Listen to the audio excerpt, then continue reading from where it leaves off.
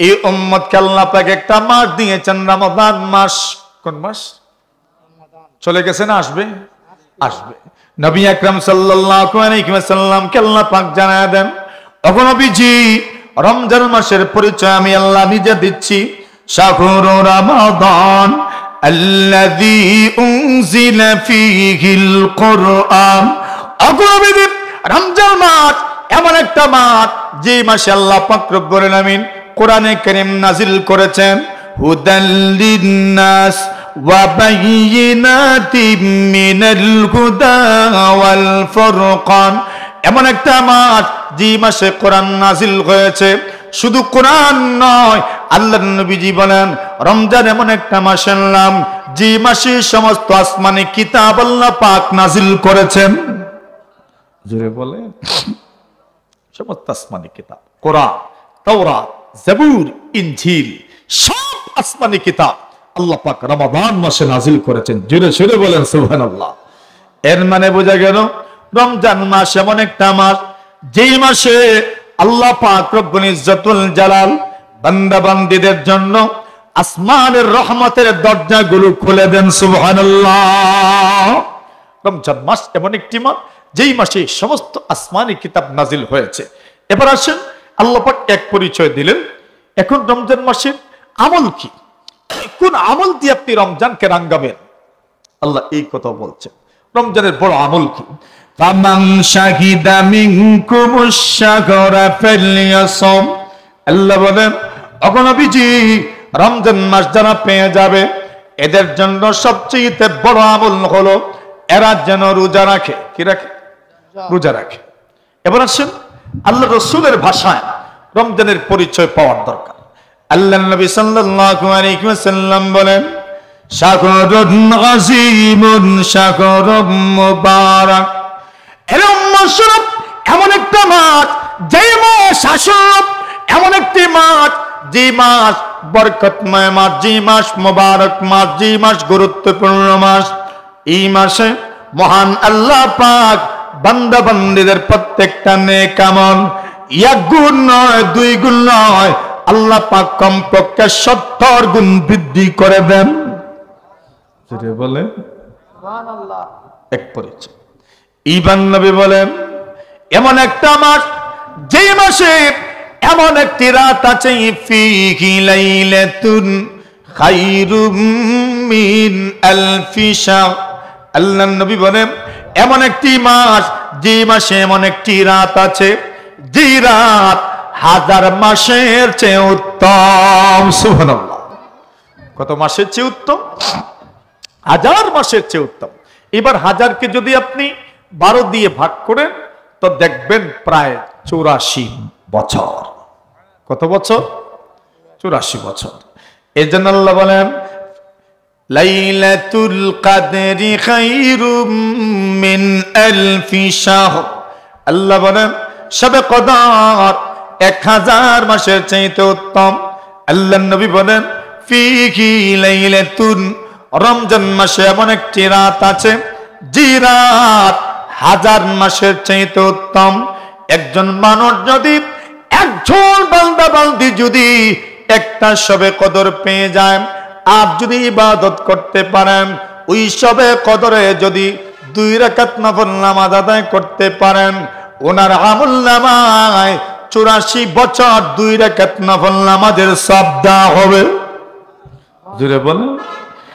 এই রাতে যদি 1 টাকা সদকা করতে পারো, এই রাতে যদি 5টা টাকা সদকা করতে পারো, 10 টাকা যদি সদকা করতে পারো, ধারাবাহিক 84 বছর 1 টাকা, 5 টাকা, 10 টাকা মহান আল্লাহ তাআলার রাস্তায় সদকা করার সওয়াব পেয়ে যাবেন। সুবহানাল্লাহ। আল্লাহর নবী বলেন, এই মাস এমন একটি মাস যে মাসে এমন একটি রাত আছে যে রাত 1000 মাসের চেয়ে উত্তম। এই রাত্রে যদি একবার কুল হুয়াল্লাহ তিলাওয়াত করতে পারেন, 2 বার কুল হুয়াল্লাহ তিলাওয়াত করতে পারেন, 3 বার যদি কুল হুয়াল্লাহ তিলাওয়াত করতে পারেন, মানে 1 খতম কোরআনে কারীমের সওয়াব আপনাকে দেওয়া হলো। আর যদি ভাগ্যক্রমে শবে কদর হয়ে যায় আর যদি আপনি তিলাওয়াত করতে পারেন, তিনবার সূরা ইখলাস, তাহলে 84 বছর সূরা ইখলাস 3 বার পাঠ করে এক খতম কোরআনে কারীমের সওয়াব পাওয়ার মর্যাদা দিয়ে দিবেন। ফিহি লাইলাতুন খায়রুম মিন আলফি শাহর, এমন একটি রজনী আছে যে রাত 1000 মাসের চাইতে উত্তম। এর নির্ধারিত নয়। আল্লাহর নবীজি ওই রাতের তালাশে ইতিকাফ শুরু করলেন।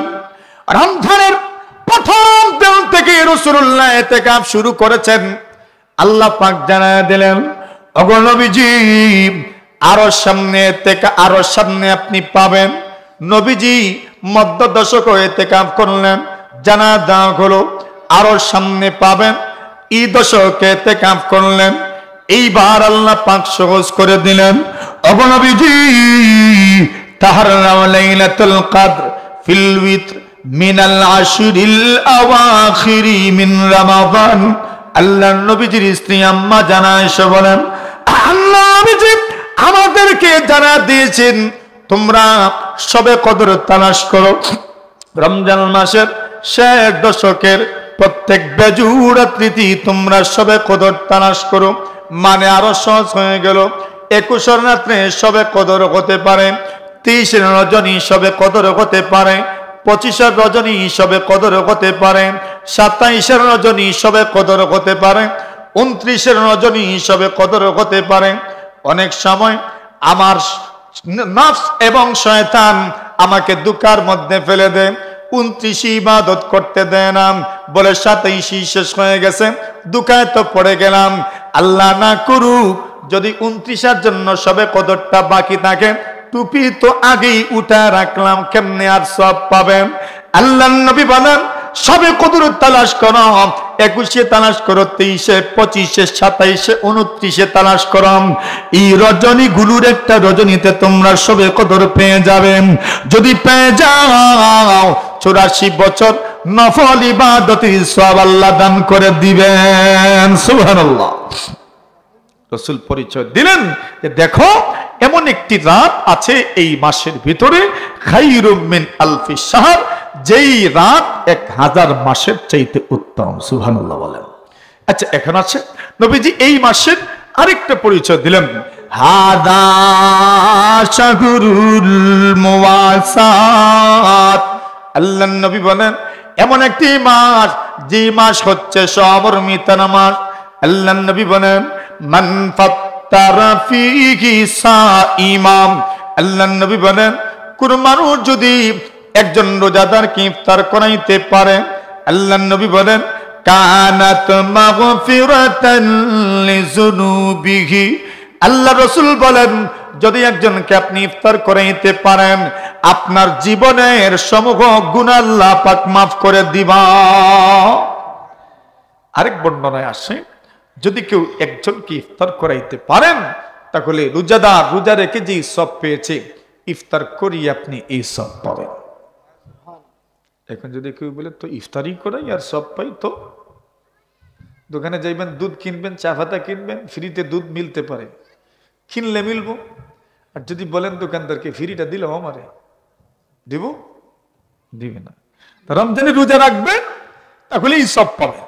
নবী বলছেন মান ফাত্তারা ফীহি সাইমা, কেউ যদি রোজাদারকে ইফতার করায়, আল্লাহর নবী বলেন রোজাদার রোজা রেখে যে পরিমাণ সওয়াব, আপনাকে ইফতার করানোর কারণে আল্লাহ এই পরিমাণ সওয়াব দিবেন, তবে রোজাদারের সওয়াবের সামান্য পরিমাণ কমবে না। সুবহানাল্লাহ। দুই আমলের সওয়াবে যখন কম্পেয়ার করা হয়, তুলনা করা হয়, এখানে শরীয়তের মূল নীতি হচ্ছে একটা আমলের মূল সওয়াব আর আরেকটা আমলের বোনাস সওয়াব। সুবহানাল্লাহ। প্রত্যেকটা আমলে আল্লাহ পাক একটা সওয়াব রেখেছেন মূল আর আরেকটা বোনাস। যদি কোনো আমলে তুলনা করা হয়, তাহলে একটার মূল সওয়াব আর আরেকটার বোনাস সওয়াব। যেমন রাসূল বলছেন উমরাতুন ফি রমাদান কাহাজ্জাতিন। নবী বলেন রমজান মাসে উমরা করা হজের সমান সওয়াব। সুবহানাল্লাহ। হজ বাদ দিয়ে দিবেন, রমজান মাসে উমরা করে। উমরাতুন ফি রমাদান কাহাজ্জাতিন, রমজানে উমরা করা হজের সমান সওয়াব। এর অর্থ হচ্ছে হজের বোনাস সওয়াব আর রমজান মাসে উমরা করার মূল সওয়াব সমান। আর না হয় হজের মূল সওয়াব উমরার চাইতে কোটি কোটি কোটি গুণ বেশি। সুবহানাল্লাহ। কেউ যদি 3 বার সূরা ইখলাস তিলাওয়াত করে, এক খতম কোরআনের সওয়াব, মানে আর কোরআন তিলাওয়াত বন্ধ করে দিবেন? 3 বার পড়লেই তো এক খতমের সওয়াব মিলে? বলছেন না, 3 বার সূরা ইখলাস তিলাওয়াত করা মূল সওয়াব আর কোরআনে কারীম পুরাটা খতম করার বোনাস সওয়াব সমান। সুবহানাল্লাহ। মানে কেউ যদি কোরআনে কারীম তিলাওয়াত করে পুরাটা খতম করে, তো যেই পরিমাণ বোনাস দেওয়া হবে, সূরা ইখলাস 3 বার পাঠ করলে এই পরিমাণ সওয়াব দেওয়া হবে। আর না হয় পুরা কোরআন তিলাওয়াত করার সওয়াব 3 বার সূরা ইখলাসের চাইতে কোটি কোটি গুণ বেশি। তো দুই আমলের সওয়াবে যখন তুলনা করা হয়, তুলনামূলক আলোচনা যখন হয়, তখন দুই সব এক জাতের না। একটা হইল মূল আর একটা হইল বোনাস সওয়াব। এটা মনে রাখতে হবে। রমজান যদি কেউ জিলহজ মাসের প্রথম 10 দিনের যে কোনো একদিন রোজা রাখে, 1 বছরের রোজার সমান সওয়াব। কি অর্থ? যে এই 10 দিনের কোনো একদিন রোজা রাখার মূল সওয়াব 1 বছর রোজা রাখার বোনাস সওয়াবের সমান। নতুবা 1 বছর রোজা রাখার সওয়াব আপনার একদিনের রোজা রাখার সওয়াবের চাইতে 1000 কোটি গুণ বেশি।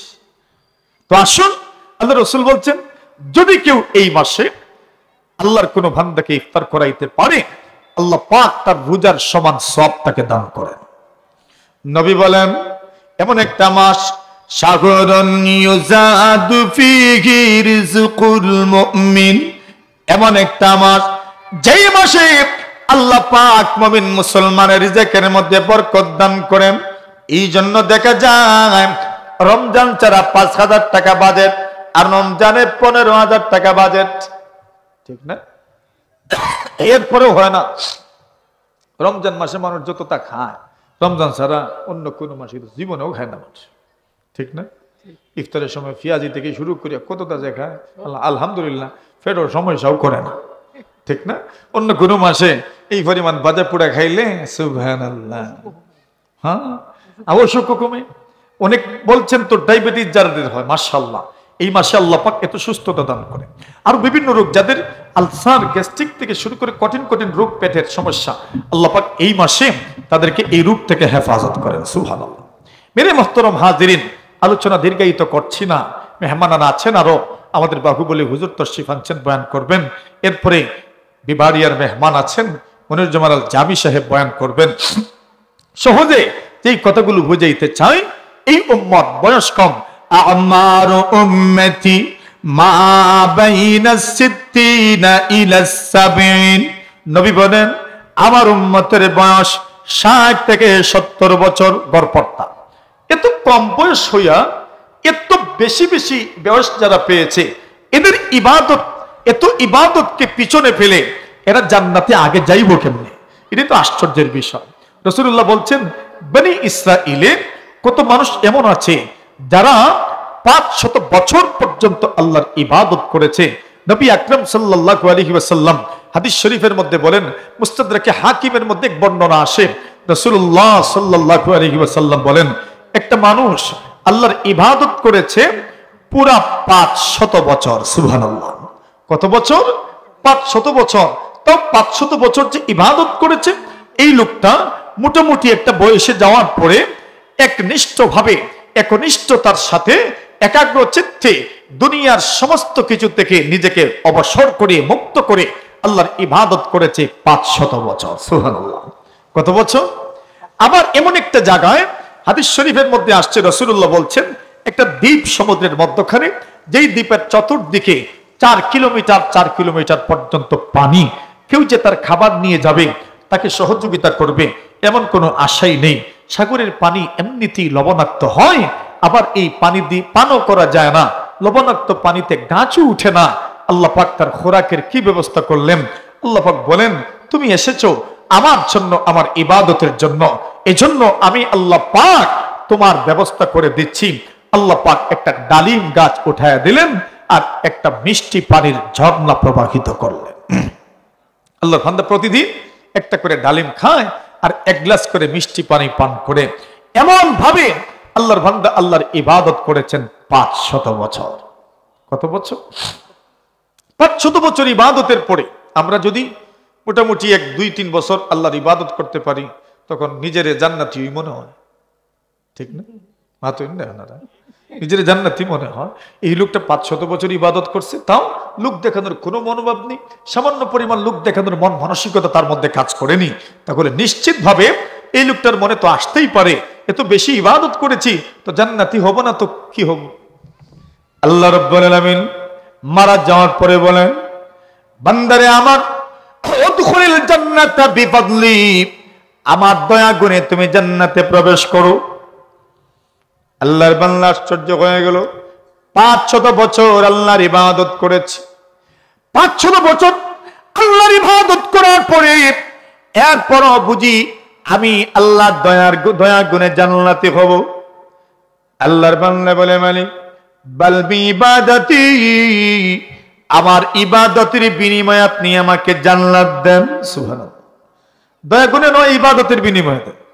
অথচ রাসূলুল্লাহ বলছেন, লা ইয়াদখুলু আহাদুকুমুল জান্নাহ ইল্লা বিফাদলি। আল্লাহর নবী বলেন, আল্লাহ তাআলা জানায়া দিয়েছেন, আল্লাহর দয়া ছাড়া একজন মানুষও জান্নাতে প্রবেশ করতে পারবে না। সাহাবীরা বলেন, ওগো নবীজি, ওয়ালা আনতা ইয়া রাসূলুল্লাহ, আপনিও কি পারবেন না? নবী বলেন, আমিও পারব না। ইল্লা আইয়াতাগাম্মাদানি আল্লাহু বিরহমাতি। সাহাবীরা রে, কিন্তু পার্থক্যটা হলো আমার আল্লাহ পাক তার রহমত দিয়ে আমাকে আবৃত করে রেখেছেন। সুবহানাল্লাহ। এজন্য আমি ঠিকই যাব, কিন্তু মূলত মৌলিকত্ব হচ্ছে আল্লাহর দয়া ছাড়া কেউ জান্নাতে যেতে পারবে না। আল্লাহর বান্দা বলেন, ওগো প্রভু, একাধারে 500 বছর আপনার ইবাদত করেছি, এরপর বুঝি আমি আপনার দয়া গুণে জান্নাতে যাব। প্রভু গো, আমার ইবাদতের বিনিময়ে আপনি আমাকে জান্নাত দেন। বাল বিফাদলি। আল্লাহ বলেন, না রে বান্দা, আমার দয়া গুণে তুমি জান্নাতে যাও। আল্লাহর বান্দা আবার বলে, মালিক বাল বিইবাদাতি, আমার ইবাদতের বিনিময়ে আপনি আমাকে জান্নাত দেন। আল্লাহ বলেন, বাল বিফাদলি, আমার দয়া গুণে তুমি জান্নাতি হয়ে যাও। বান্দা আবার বলে, বাল বিইবাদাতি, আমার ইবাদতের বিনিময়ে আপনি জান্নাত দেন। আল্লাহ বলেন, বিনিময়ে যখন যেতে চাও, ইবাদতের বিনিময়ে তো ঠিক আছে, 500 বছরের না, আমি একদিনের একটা ডালিম আর 1 গ্লাস পানির বিনিময়ে নিতে চাই। সুবহানাল্লাহ। একদিনের বাস একটা ডালিম আর 1 গ্লাস পানি। ডালিম তোমার বিনিময়ে কত? বলে 300 বছরের ইবাদত। পানি তোমার? বলে আমারও 300। কত হইছে? আর আছে কত বছর? 500। এখন পুঞ্জি ধরছেনি? হ্যাঁ, পুঞ্জিতে ধরছে। আল্লাহ বলে, এইবার কি হবে?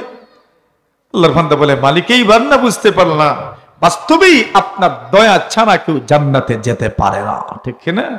মুহতারাম হাজিরিন, এজন্য আসুন, আল্লাহর দয়া পেতে হলে আল্লাহর কথা মানতে হবে, আল্লাহর হুকুম মানতে হবে। যদি আপনি আমি আল্লাহর হুকুম মানতে পারি, আর যদি এই বিশেষ বিশেষ মুহূর্তে দিনগুলোতে আল্লাহর ইবাদত করতে পারি, তাহলে আল্লাহর জান্নাত লাভের আশা আমরা করতে পারি। কথা বলেন ঠিক না? আল্লাহ পাক আমাদেরকে আল্লাহর হুকুম মেনে জান্নাতি হওয়ার তৌফিক দান করুন। সকলে বলেন আমিন। আর জোরে বলেন আমিন। আমাদের অত্যন্ত প্রিয়জন হযরত মাওলানা হাফিজ কারি আব্দুল নূর সাহেব বাহুবলী দামাত বারাকাতুহু এসেছেন। গুরুত্বপূর্ণ বয়ান রাখবেন, মনোযোগ দিয়ে আপনারা শুনবেন। এরপরে